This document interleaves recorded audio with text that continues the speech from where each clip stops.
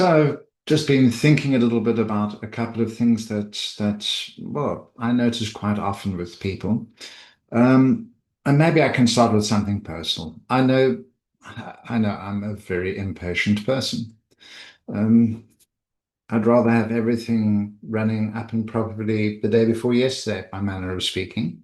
So for me, one of the lessons I've had to learn in life is how to behave more patiently.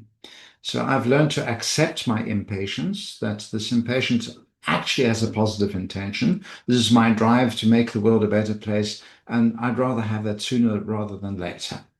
So the positive intention behind my impatience, that makes it easier for me to accept my impatience. And at the same time, not to behave impatiently. In other words, to behave patiently. And then comes the question, how the heck do you do that?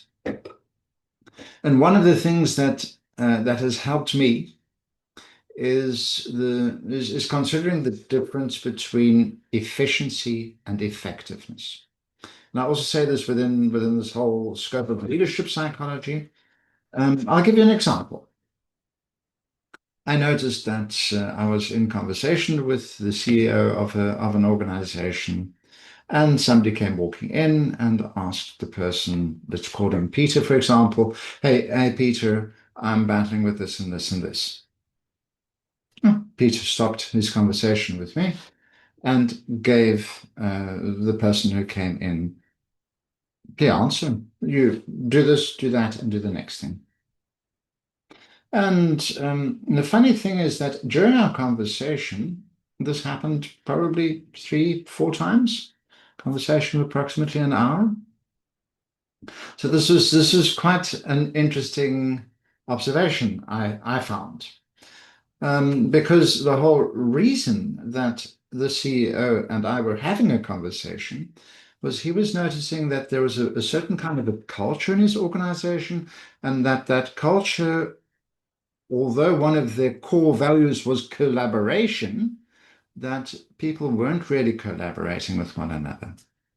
And in a way, I looked at this situation. I thought, wow, maybe this thing of collaboration isn't so much that people don't want to collaborate. It's just that they're actually taught not to collaborate.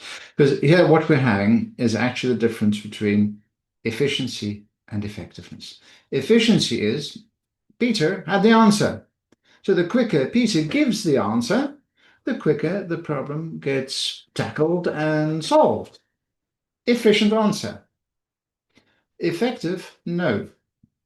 Simply because this taught the people, if I have a question, if I have a challenge, if something's not going the way it should be, what should I do? I should ask Peter. Peter knows. They're not going to try and think for themselves. They're not going to try and collaborate to come with the proper idea. No, they're going to go straight to Peter and ask him to solve it for them. And this is therefore the difference between efficiency and effectiveness. Efficiency has to do with the short term. Efficiency is the quickest, shortest route from A to B. Effectiveness goes a step further. Effectiveness has got to do with the longer term, the medium term, or even the very long term. In other words, you want something to be sustainable over time. And then a more effective strategy is not to straight away give the solution. The more effective strategy is to help that other person. And maybe it's not always doable to help that other person find their own solution, but in any case, to help them along that route so that it becomes easier for them to first go and think about things, to first go and do some research, to first go and collaborate. And then only when nothing else has come up with a suitable answer, then only to come to Peter, who can then still help rather than by giving the answer, help them learn how to find the answer. Okay, so going back to my impatience, because of this idea of, hey, hang on, I'm impatient. I want the world to be a better place, for example. So what should I do? An efficient answer or an effective answer? And if you think about it, sustainability is really what it's about. If we want to make the world a better place, we don't want to make it a better place only for tomorrow. We also want to make it a better place for the next year, for the next 5 years, for the next 10 years, the next 10 generations, as far as I'm concerned. So this is one way in which I can stop myself from doing um, the impatient reaction. For example, when somebody asks me a question, or when somebody explains an issue they're dealing with, I don't have to solve it for them. I can first listen very closely to what they're saying.